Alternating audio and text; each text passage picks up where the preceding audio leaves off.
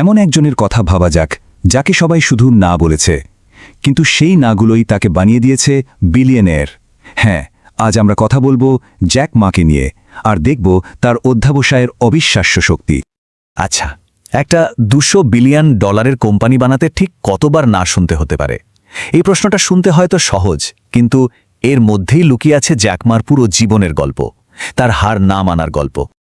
গল্পটা শুরু করা যাক একেবারে গোড়া থেকে, এমন একটা সময় থেকে যখন জ্যাক মা আজকের এই বিলিয়নিয়ার ছিলেন না।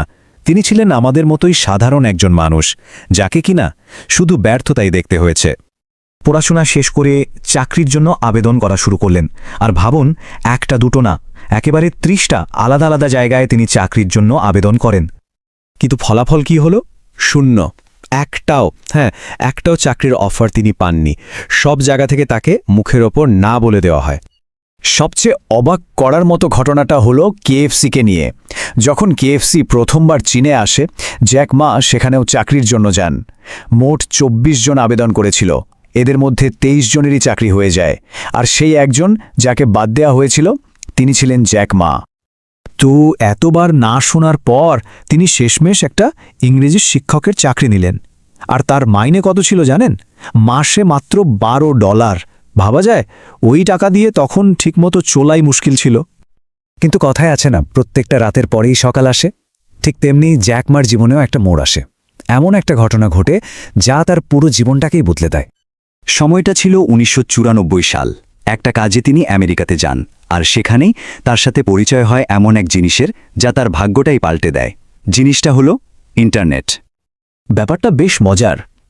তিনি প্রথমবার ইন্টারনেট ব্যবহার করে একটা শব্দ সার্চ করেন, বিয়ার। তো সার্চ রেজাল্টে আমেরিকান বিয়ার, জার্মান বিয়ার সব কিছুর তথ্য এলো, কিন্তু চাইনিজ বিয়ারের কোনো নামগন্ধ নেই। এই ছোট্ট একটা ঘটনাই তার মাথায় একটা বিশাল আইডিয়ার জন্ম দেয়।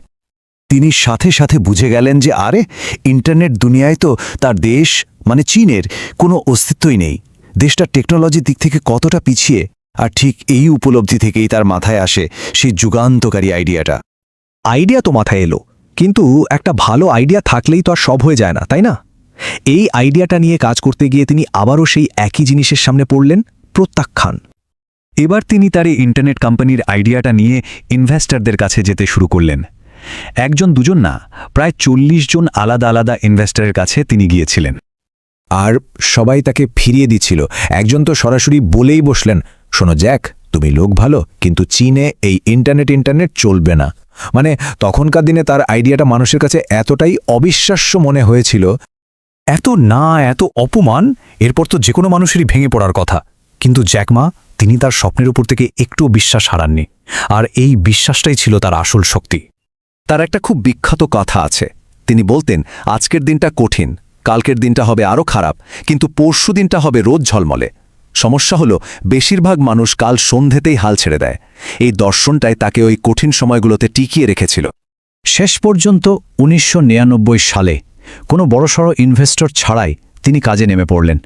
নিজের ছোট্ট অ্যাপার্টমেন্ট থেকে শুরু করলেন আলিবাবা, আর তার সম্বল বন্ধুদের কাছ থেকে ধার করা মাত্র $60,000। আর আজ সেই ছোট্ট অ্যাপার্টমেন্ট থেকে শুরু হওয়া কোম্পানিটার ভ্যালু এখন $200 বিলিয়নেরও বেশি। এটাই হলো জ্যাক মার সেই পরশুদিনের রোদ ঝলমলে সকাল।